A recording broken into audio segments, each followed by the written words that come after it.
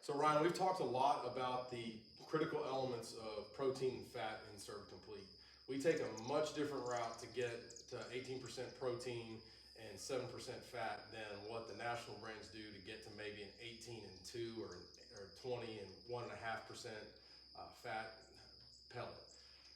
18% protein, 7% fat, buck builder. How do we get there and why? All right, so going back to the beginning of Cervid Complete, our first feed trials were geared around fixing a problem of the deer we were releasing out of the pens. Once we put them in the pasture, they would lose their condition. And say we turned a 2-year-old buck out, he wouldn't be, when he grew his 3-year-old set of antlers in the pasture, he wouldn't be as big as he was as 2-year-olds in the pens. And we couldn't figure out what was going on.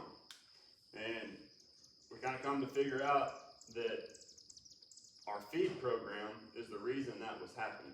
We weren't conditioning their rumen to be able to process what they would be eating in the pasture. So in the pens, if you're feeding just a straight pellet, everything in that pellet has already been milled down. So as soon as their saliva hits it, that pellet falls apart, it goes to their rumen. Their rumen never really has to activate to break that down. So you take him from that scenario and you release him and you put him out into the pasture and he goes and starts eating the natural browse and grass and stuff that a deer is supposed to eat.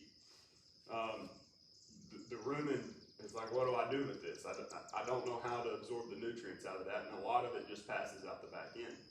So what we did to combat that is start feeding the deer in the pen as many unprocessed feed ingredients as we could. Just whole foods, natural. Just whole foods. And as soon as we did that, and as soon as we conditioned that rumen to actually work and engage, we completely eliminated that process of that transition period from pen to pasture.